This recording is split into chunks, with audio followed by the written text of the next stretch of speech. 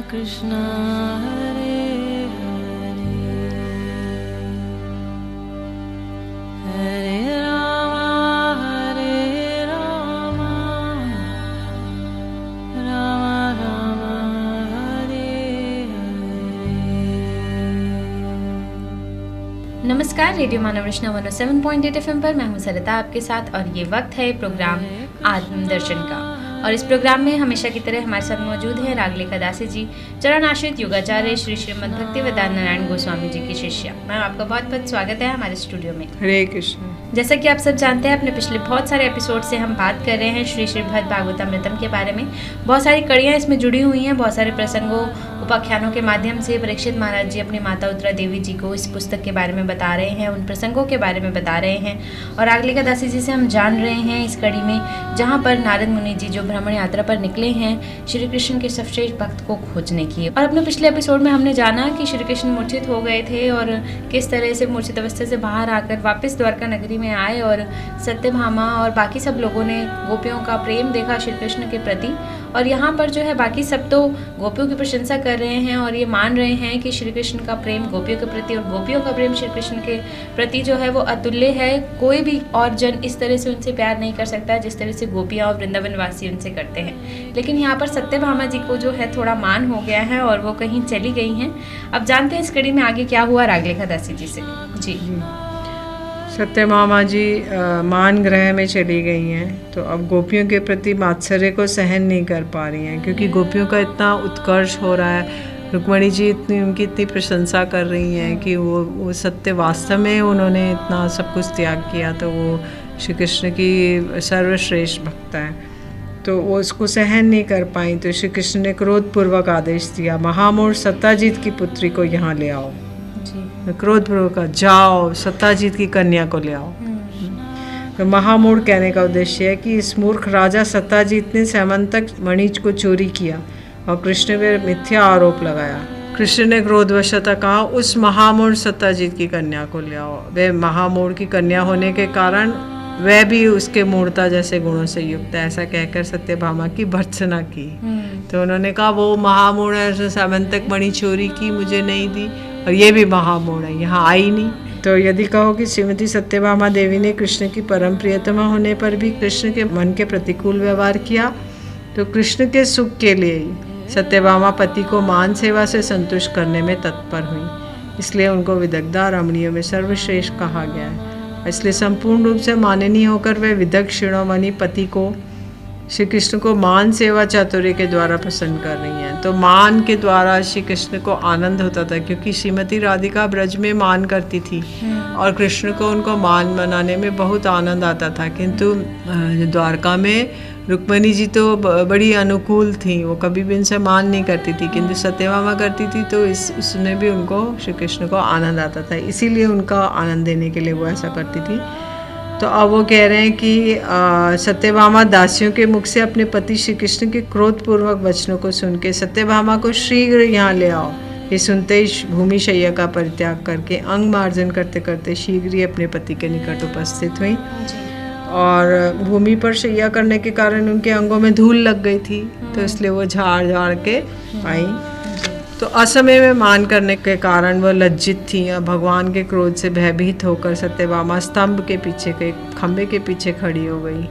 और प्रभु कृष्ण उनके अंग आदि की सुगंध से उनके आने के विषय में जानकर क्रोधपूर्वक स्पष्ट रूप से कहने लगे, अरे दुर्बुद्धे सत्ताजीत की कन्या, इस क्रोध प्रकाशक संबोधन है। अरे संकीर्ण चित्त वाली, तुमने पूर्व काल में रुक्मणी को परिजात पुष्प प्राप्त होने के समय जैसा मान किया था, अर्थात नारद जी ने एक बार क्या किया कि स्वर्ग से एक परिजात पुष्प लाए और लाकर श्री कृष्ण के हस्त कमल में दिया, बोला जो आपकी सर्वश्रेष्ठ रानी है उसको दे दीजिए। तो श्री कृष्ण ने रुक्मणी जी को दे दिया, तो सत्यभामा जी थी, उनको मान हो गया कि मैं तो सर्वश्रेष्ठ नहीं हूँ, तो इसलिए वो मान ग्रह में चली गई। तो उसके बाद श्री कृष्ण ने उनको कहा कि चलो तुम मेरे साथ गरुड़ पे बैठ के स्वर्ग से मैं तुम्हारा को पूरा वृक्ष ही ला के देता हूँ, फूल नहीं पूरा वृक्ष। तो फिर कहते हैं, वही वो कह रहे हैं कि देखो अब तुम्हें पहले भी बहुत मान हो गया था, और जो बलराम रोहिणी आदि हम सबका ही ब्रजवासियों के सर्वोत्कृष्ट प्रेम है। मैं ब्रजवासियों की इच्छा अनुसार ही समस्त कार्य करता हूँ, क्या तुम इसको नहीं जानती हो? तो तुम नहीं जानती मैं ब्रजवासियों से कितना प्रेम करता हूँ। हाँ, मैं तो ब्रजवासियों की इच्छा का पालन करता हूँ। मेरे द्वारा सर्वस्व त्याग देने से अर्थात पुत्र आदि तुम सबको परित्याग कर देने से ब्रजवासी इसमें अपना मंगल नहीं मानते, किंतु यदि इसमें वे अपना मंगल समझते तो मैं अभी इसी समय वैसा करने के लिए तैयार हूँ। ये सत्य है, मैं तुम्हारी शपथ ग्रहण करके कहता हूँ। सत्यभामा देवी के प्रति श्री कृष्ण का प्रेम प्रकाशित हुआ है, किंतु क्योंकि व्यक्ति अपनी परम प्रिय की ही शपथ ग्रहण करता है। कहते मैं तुम्हारी शपथ खा के कहता हूँ कि यदि ब्रजवासियों का मंगल हो तुम लोगों को छोड़ने से, तो मैं अभी तत्क्षणात अपनी पत्नी और पुत्रों का परित्याग कर दूंगा। मैं तुम्हारी शपथ खा के कहता हूँ। तो अब ब्रह्मा जी के स्तव करते करते जो कहा था वे कभी भी झूठे नहीं हो सकते, क्योंकि उनके वचन प्रामाणिक हैं। परमेश्वर होने पर भी मैं कृष्ण ब्रजवासियों के उपकार का ऋण चुकाने में असमर्थ हूँ, अतः मैं उनका चिर ऋणी हूँ, महाऋणी हूँ, और महाऋणी होने के कारण उनके अत्यंत वशीभूत हूँ। मैं किस प्रकार उनको थोड़ा सा भी प्रत्युपकार नहीं कर सकता हूँ, इस अभिलाषा से सदैव अत्यधिक व्यग्र रहता हूँ। किंतु आपके भक्तों जैसा वेश का अनुकरण करने मात्र से ही पूतना अपने परिवार सहित आपको प्राप्त हुई, और इन भक्त सहित ब्रजवासियों के ग्रह, अर्थ, बंधु, प्रियजन, पुत्र और प्राण उनका सर्वस्व आपके सुख के लिए। तो कह रहे हैं कि यदि पूतना ने थोड़ा सा माता का वेश बनाया तो भगवान ने उसको कितनी धातृगति दे दी, और अगर ब्रजवासी जिन्होंने अपना सर्वस्व आपके लिए समर्पण कर दिया, अपना घर, अपना अर्थ, अपना बंधु, प्रियजन, पुत्र, प्राण सबको कर दिया, तो उनके लिए आप क्या करेंगे? पूतना को तो धातृगति दे दी, लेकिन ब्रजवासी को क्या कौन सी गति देंगे?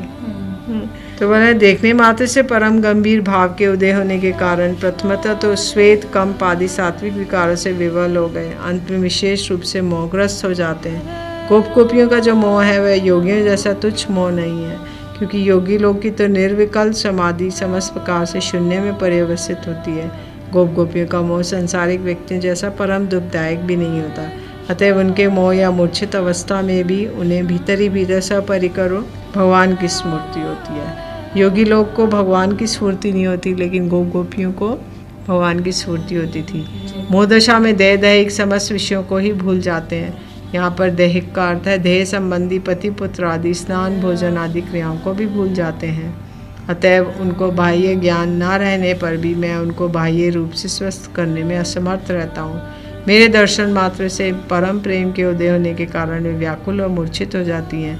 ब्रज में नहीं जाता हूँ अथवा वहाँ पर वास भी नहीं करता हूँ, अर्थात उनकी वैसी दुरावस्था देखने की बजाय मैं नहीं जाना ही अच्छा है, ऐसा धारणा है मेरी। तो वो कहते हैं मैं ब्रज में जाकर उनकी ऐसी अवस्था नहीं देख सकता, और वो मेरा आने का कारण सुन के भी मूर्छित रहेंगी, इसलिए मैं उनकी वैसी अवस्था ना देखकर यहीं पे वास कर रहा हूँ जी।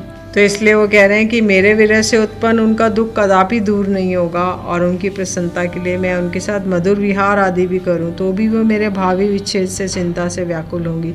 यदि मैं उनके साथ विहार आदि करूं तो वो सोचेंगे कृष्णा में छोड़ के फिर से चले जाएंगे, तो इसलिए वो फिर से दुखी ही रहेंगी। तो इसलिए उनका और 2 गुना दुख बढ़ जाएगा विहार आदि करने से। कहते हैं जिस प्रकार उपवास द्वारा शरीर के समस्त धातुओं को क्षीण होने पर अत्यंत भूखा व्यक्ति भी अन्न प्राप्ति मात्र से स्वस्थ नहीं हो सकता, अर्थात भूख से उत्पन्न पीड़ा से मुक्त नहीं हो सकता। यद्यपि उस अन्न के भोजन से भूख मिटती है, स्वास्थ्य भी ठीक हो जाता है, किंतु वह तत्क्षणात नहीं हो जाता। नियमित रूप से उपभोग करने पर बहुत दिन से चल रही अस्वस्थता दूर होती है। इस प्रकार दीर्घ काल से विरह में कातर ब्रजवासियों का दुख केवल मेरे दर्शन से दूर नहीं हो सकता। यदि मैं दीर्घ काल तक भी उनके साथ मधुर क्रीड़ा आदि करूं, तभी उनका विरह रूपी दुख दूर हो सकता है। अतः वैसी क्रीड़ा का अनुष्ठान करना अवश्य कर्तव्य है, किंतु मैं अभी अनेक प्रकार से कार्यों में व्यस्त हूँ, इसलिए ब्रज में जाकर वहाँ दीर्घ काल तक वास करना क्रीड़ा आदि के द्वारा भी उनको स्वस्थ नहीं कर पाऊँगा। तो एक और उपमा के द्वारा बता रहे हैं जिस प्रकार अत्यधिक गर्म तेल के ताप को शांत करने के लिए उसके ऊपर थोड़ा सा जल देने से अग्नि का ताप कम होने की बजाय और बढ़ जाता है, तो ऐसे ही ब्रजवासियों को दर्शन देने से उनका विरह ताप और बढ़ जाएगा। और यदि दीर्घ काल तक वहाँ रहने पर अब कृष्ण कहाँ चले गए, तो इसलिए मैं उनके साथ किसी प्रकार का आहार विहार नहीं कर सकता। मतलब वो ये कह रहे हैं कि अगर वो अल्पकाल के लिए जाएंगे सिर्फ उनसे मिलने के लिए तो वो और ज़्यादा दुख बढ़ जाएगा, दुगना चौगना हो जाएगा। तो अगर मैं जाऊँ तो दीर्घकाल के लिए जाऊँ, हाँ। अन्यथा मैं किंतु अभी मैं जा नहीं सकता क्योंकि सब असुरवध आदि करने हैं, तो इसलिए मैं अभी नहीं जा रहा, पहले वो सब कार्य समाप्त करके फिर जाऊँगा। जी। रेडियो मानव वैष्णव 107.8 FM पर मैं हूँ सरिता, आपके साथ प्रोग्राम चल रहा है आत्मदर्शन। बात हो रही है श्री श्रीमद् भागवतामृतम के बारे में। सत्यभामा जी को मान हो गया था गोपियों का ये प्रेम देखकर और श्री कृष्ण क्रोधित हुए और उनके कहने पर सत्यभामा वहाँ प्रकट हुई। लेकिन उन्होंने कहा कि वो उनके आनंद के लिए हैं, कि वो जैसे पहले मान करती थी तो वो उन्हें मना लेते थे श्री कृष्ण जी, और इस बार भी ऐसा ही हुआ। और अब किस तरह से गोपियों की महिमा का वर्णन कर रहे हैं श्री कृष्ण जी, उनके प्रेम का वर्णन कर रहे हैं सत्यभामा जी को, रुक्मिणी जी को। ये सब जो बातें हैं हम जान रहे हैं इस श्री श्रीमद् भागवतामृतम में, जहाँ पर परीक्षित महाराज जी उत्तरा देवी जी को इन प्रसंगों के माध्यम से बता रहे हैं। जानेंगे इस कड़ी में और भी क्या हुआ, लेकिन एक छोटे से म्यूजिकल ब्रेक के बाद सुनते हैं एक प्यारा सा भजन, फिर लौट कर आते हैं। आप जुड़े रहिए रेडियो मानव वैष्णव 107.8 FM के साथ प्रोग्राम आत्मदर्शन में। Feel good, feel live.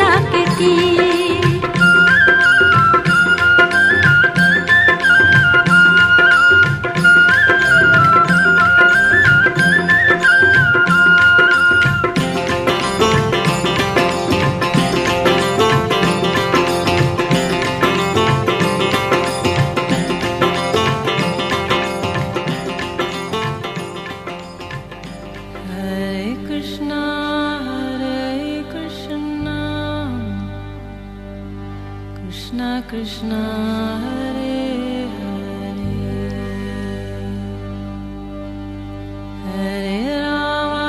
Hare Rama Rama Rama Hare Hare। स्वागत है आप सभी का एक बार फिर रेडियो मानवरचना 107.8 FM पर। मैं हूं सरिता, आपके साथ प्रोग्राम चल रहा है आत्मदर्शन। श्री श्री भगवद भागवतामृतम के बारे में बात हो रही है और इस एपिसोड में हम जान रहे हैं कि किस तरह से श्री कृष्ण जी हैं वो गोपियों के अथाह प्रेम के बारे में सत्यभामा जी को बता रहे हैं कि किस तरह से अगर मैं वहाँ पर जाऊँ अल्पकाल के लिए तो उनका दुख और भी बढ़ जाएगा, इसलिए मैं अभी यहीं हूँ। असुरों का संहार करने के बाद ही दीर्घकाल के लिए मैं वृंदावन जाऊँगा। और इस तरह से बहुत सारे प्रसंगों के माध्यम से इस पुस्तक के बारे में श्री श्री भगवद भागवतामृतम के बारे में हम रागलिखा दासी जी से जान रहे हैं। बढ़ते हैं इस कड़ी में आगे और जानते हैं रागलिखा दासी जी से कि इसके बाद क्या कहानी जुड़ी है इसमें। श्री कृष्ण और आगे सत्यभामा जी को कह रहे हैं, हे मानिनी, गोपियों से विच्छेद होने पर जब मैं मथुरा में वास कर रहा था उस समय भी मेरी विवाह करने की बिल्कुल इच्छा नहीं थी, किंतु रुक्मिणी देवी मुझे प्राप्त न करने पर प्राण त्याग करने के संकल्प कर चुकी थी। इस संवाद को उसने एक आरती सूचक प्रार्थना पत्र द्वारा भेजा। उन्होंने रुक्मिणी जी ने एक ब्राह्मण को भेजा कि श्री कृष्ण आपका शेर का भाग कोई सियार खा रहा है, मतलब जो शिशुपाल थे उनसे उनके भाई विवाह कर देना चाहते थे रुक्मिणी जी का। तो उन्होंने बोला कि ये तो आपका, मैं सिंह का भाग है, मैं तो आपके लिए बनी हूँ, मैं तो आपके गुणों से रीझी हुई, मैं आपसे विवाह करना चाहती हूँ, तो मुझे तो कोई और प्राणी ग्रहण कर रहा है, तो आप मेरी रक्षा कीजिए। रुक्मिणी जी ने पत्र के अंत में लिखा, हे कमल लोचन, यदि मैं आपका दुर्लभ प्रसाद कृपा प्राप्त नहीं कर पाई तो मैं व्रत द्वारा अपने शरीर को क्षीण करके प्राण त्याग दूंगी और 100 जन्म तक कठोर व्रत का पालन करके भी आपकी कृपा प्राप्त करूंगी। हे भुवन सुंदर, आपके जो सब गुण कानों में प्रवेश करके श्रोताओं को ताप को हरण करते हैं, वे सभी गुण हे अच्युत, जिस रूप का दर्शन करने से दर्शन कार्यों के समस्त प्रकार के फल प्राप्त होते हैं, आपके रूप के विषय में श्रवण करके मेरा चित्त निर्लज भाव से आप में आसक्त हो गया है। श्री रुक्मिणी देवी जी ने नारद जी से श्री कृष्ण के नाम रूप गुण लीला के बारे में श्रवण किया था, जिससे वो उनको पति भाव से वर्ण करने लगी थी। तो वो सब पत्र में लिख रही हैं और कह रहे, जरासंध शिशुपाल आदि राजाओं के दर्प को चूर्ण करने के लिए युद्ध करते करते राजाओं के समक्ष श्री रुक्मिणी देवी जी का हरण कर लिया। श्री कृष्ण ने रुक्मिणी आदि शत्रुओं के द्वारा किए गए संग्राम में सबके सामने इनको बलपूर्वक हरण करके कुंडिनपुर में द्वारका लाकर पानी ग्रहण किया। इस प्रकार आवश्यक कार्य उपस्थित होने पर मैंने बाध्य होकर इनसे विवाह किया है, किंतु अपनी इच्छा से नहीं। तो बोले, मैंने इतनी इच्छा से नहीं किया क्योंकि वो चाहती थी, नहीं तो वो प्राण त्याग देती, इसलिए मैंने बाध्य होकर उनसे विवाह किया है। किंतु इन रुक्मिणी के दर्शन से मुझे गोपियों का स्मरण और अधिक होने लगा और उनके वे स्मरण महाशोक और आरतीजनक होने के कारण मैं अत्यंत व्याकुल हो गया। ब्रज में रहने वाली 16,108 गोप कुमारियों ने मुझे प्राप्त करने के लिए कात्यायनी व्रत आरंभ किया। हे कात्यायनी, हे माया माए, हे माया योगिन अधीश्वरी, हे देवी, महाराज नंदगोप के पति पुत्र को हमारा पति बना दो। कात्यायनी महामाया यहाँ योगेंद्र अधीश्वरी नंदगोप सुतम देवी पति में कुरते नमा। तो ब्रज गोपियों ने 1 मास परायण अग्रहायण मास में उन्होंने प्रतिदिन सुबह 4 बजे उठ के जमुना जी में स्नान करने के लिए जाती थी और एक बालू की कात्यायनी देवी की मूर्ति बनाती थी और उनसे प्रार्थना करती थी कि हे कात्यायनी, हे महामाए, जो नंद बाबा के पुत्र हैं उनको हमारा पति बना दो। ये प्रार्थना करती थी। तथा जिन सब गोपियों ने मुझे पति रूप में प्राप्त करने के लिए कात्यायनी देवी से अर्चन रूप में व्रत आरंभ किया, वे सब गोप कुमारियों के साथ तुम्हारी संख्या के सादृश्य देखे। वो लोग 16,108 थी, तो इसलिए कृष्ण ने 16,108 जो कन्याओं को जेल से छुड़ाया और उन्होंने सोचा वही वाली कात्यायनी देवी वाली वो हैं, इसलिए उनके साथ विवाह कर लिया जी। तो इसलिए मैंने अपने मन को, क्योंकि श्री कृष्ण को विरह सता रहा था, तो उनको कुछ स्वस्थ करने के लिए मैंने यहाँ पे तुम सबसे विवाह किया। अहो भामिनी, ये सत्य है कि मैंने यहाँ पर तुम सबसे विवाह किया है, किंतु मुझको इससे लेश मात्र भी सुख प्राप्त नहीं हुआ। उन ब्रज गोपियों के विरह में मेरा सुख और मेरी महिमा ने भी मुझे त्याग दिया है। महिमा मुझे त्याग कर अपने योग्य स्थान उस ब्रज भूमि में चली गई है। मैं उस ब्रज में चित्रादि चित्र अर्थात अद्भुत से भी अधिक अद्भुत जगतवासियों के चित्त में चमत्कार उत्पन्न करने वाले लीला विलास आदि द्वारा आनंद सागर में निमग्न होकर रात दिन को नहीं जान पाया था। अर्थात ब्रजभूमि संबंधी उस काल अथवा उस परम अनिवर्चनीय प्रभाव युक्त महामोहनकारी उन ब्रजवासियों के संग से के कारण से आनंद सागर में निमग्न हो जाता था। यदि प्रश्न हो कि फिर भी ब्रज में दुष्ट दैत्यों का वध आदि में हुए परिश्रम से आपको दुख होने की संभावना हो रही है, इसके उत्तर में कह रहे हैं नहीं, उन सब दुष्ट दैत्यों के वध में मुझे तनिक भी कष्ट नहीं हुआ, बल्कि मैंने बाल लीला द्वारा खेलते खेलते बड़े बड़े दैत्यों का वध कर दिया। जैसे पूतना की गोदी में बैठकर मैंने पुतली के भांति उसका वध कर दिया। पूतना का विशाल शरीर 6 कोस लंबा और शिला के समान कठोर था, अतएव वह पूतना दैत्यों में श्रेष्ठ थी। विशेषता इच्छा अनुसार रूप धारण करके वह साक्षात महादैत्य के स्वरूप ही थी। भयानक दुष्ट कालिये को भी मैंने बाल्य लीला में खेलते खेलते पूर्णतः दमन किया था और सर्वस्व त्याग कर उसके फनों को भंग करके उसको शारीरिक दंड दिया था और जमुना रथ से निकाल दिया था। ब्रज में मैंने बाएं हाथ से अत्यधिक स्थूल और उच्च गिरिराज गोवर्धन को धारण किया। वास्तव में ये सब कार्य बाल लीला में खेलते खेलते ही किया। उन सब कार्यों में किसी प्रकार का भय दुख होने की बात तो दूर रहे, बल्कि उनमें मुझे परम सुख ही प्राप्त हुआ। तो बोल रहे हैं कि ये सब कार्यों में कोई कष्ट नहीं था मुझे। मैं ब्रज में ऐसे आनंद सागर में निमग्न था कि ब्रह्मा, इंद्र, नारद आदि देवताओं द्वारा मेरी स्तव और स्तुति करने पर भी मैं उनके दर्शन और उनके साथ संभाषण आदि दुखजनक समझता हूँ, इसलिए कंसवध आदि देव कार्य को भी भूल गया था। मैंने ब्रज में रहकर अपूर्व रूप, मोर मुकुट, नवगुंजा आदि भूषणों से विभूषित हुआ, मनोहर वेश धारण किया। तो उन्होंने मोर मुकुट पहना और गुंजा माला पहनी। गुंजा एक फल होता है लाल रंग का, जिसपे काले रंग की एक टोपी सी होती है, एज होता है, तो उसकी माला श्री कृष्ण को अत्यंत प्रिय है। तो ब्रज गोपी अपने हाथ से गुंजा का फल तोड़ के उसकी माला ग्रंथन करके और उनको पहनाती थी। और उन्होंने वंशी को धारण किया और सारे जगत को विमोहित किया। और उन्होंने ऐसा रूप जो कि जगतवासियों को पहले कभी प्रकाशित नहीं हुआ था, इतना सुंदर रूप। तो प्रेम के महारस को प्रदान करके उन्होंने प्रेम सुख भी माइक सुख और समाधि सुख जैसा नहीं है, वह ब्रह्मानंद से भी अधिक रस स्वरूप है। तो गोप गोपियों ने भी अनुभव किया, ऐसा नहीं, समस्त जगत ही उस प्रेम से सम्मोहित हो गया। तो आकाश में विचरण करने वाले ब्रह्मा, रुद्र आदि देवता, अन्य अन्य मुनि, गंधर्व, विद्याधर जो थे, सिद्ध पुरुष प्रेम रस में प्रवाह से उदित श्वेत, कंप, पुलक आदि सात्विक विकारों से व्याप्त होकर अपने अपने स्वभाव के विपरीत कार्य करने लगते थे। ब्रह्मा आदि देवता परम ज्ञानी होने पर भी तत्व का निर्णय करने में असमर्थता के कारण मोहित हो जाते थे। गाय आदि सभी जंगम चर प्राणी स्वभावतः ज्ञानी होने पर भी परम ज्ञानी व्यक्तियों की भांति समाधि दशा को प्राप्त करते थे।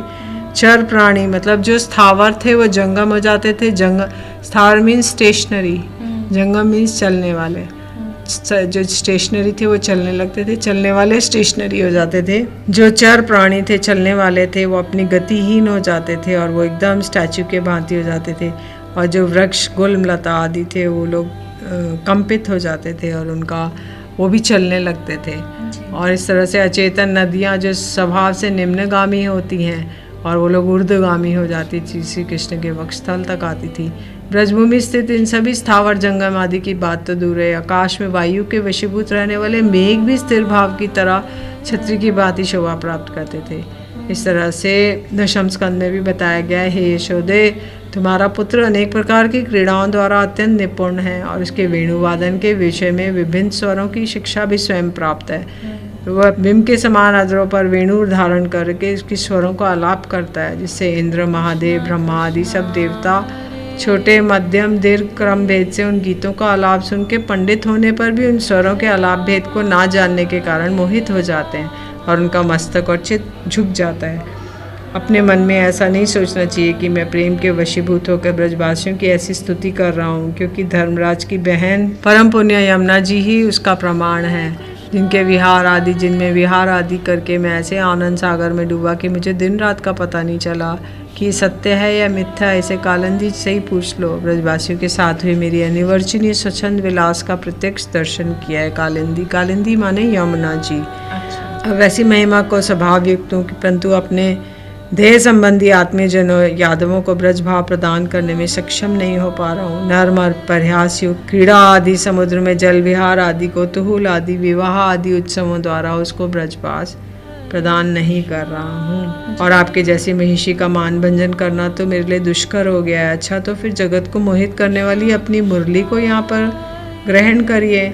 तो वो बोल रहे हैं मैं तुम जैसी माननीयों का मान भंजन नहीं कर पाऊंगा। ऐसे देख के लज्जापूर्वक मैंने अपनी प्रिय मुरली को भी त्याग दिया है।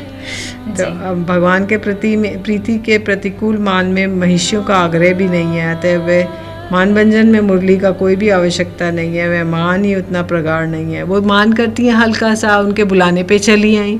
गोपियाँ तो आती नहीं थी श्रीमती राधिका, इसलिए उन्हें मुरली बजा के उन्हें बुलाना पड़ता था, वशीभूत करके। तो श्री कृष्ण राज राजेश्वर है, उनकी मुरली गोप क्रीड़ा आदि राजा राजेश्वर के लिए मुरली वादन द्वारा महिषियों का मान भंजन करना लोक लज्जा कर है, इसलिए मुरली त्याग करना ही उचित है। जी, रेडियो मानवरचना 107.8 FM पर मैं हूँ सरिता। आपके साथ प्रोग्राम चल रहा है आत्मदर्शन, जहाँ हम बात कर रहे हैं श्री श्रीमद् भागवतामृतम के बारे में। और आज इस एपिसोड में हमने जाना कि किस तरह से सत्यभामा जी को मान हो गया था और श्री कृष्ण के बुलाने पर वो तुरंत दौड़ी आई और उन्होंने किस तरह से उनको सब कुछ बताया, उस वृंदावन की वासियों के प्रेम के बारे में, पशु पक्षियों के प्रेम के बारे में, किस तरह से वो जुड़े हुए थे वृंदावन के साथ। ये सब उन्होंने आज व्याख्यान किया सत्यभामा जी के साथ कि किस तरह से मुरली बजाकर वो अपनी गोपियों को मनाते थे और कितना अथाह प्रेम उनके हृदय में था श्री कृष्ण के लिए। ये सब आज उन्होंने सत्यभामा जी को बताया। इस कड़ी को आगे जारी रखेंगे लेकिन अपने अगले एपिसोड में। अभी के लिए बस इतना ही। रागली खदासी जी, आपका बहुत बहुत शुक्रिया हमारे स्टूडियो में आने के लिए और इतनी रोचक कहानियों के माध्यम से आप हमें इस पुस्तक का अध्ययन करा रही हैं, इसके लिए बहुत बहुत शुक्रिया। हरे कृष्ण। अगर आप भी कुछ कहना चाहते हैं इस प्रोग्राम के बारे में तो हम SMS कर सकते हैं 8010781078 पर। फिलहाल आज के लिए इतना ही, मुझे दीजिए इजाजत और सुनते रहिए रेडियो मानवरचना 107.8 FM पर आने वाले और भी प्रोग्राम्स को। Feel good, feel live, feel good, feel live, feel good, feel live, feel good, feel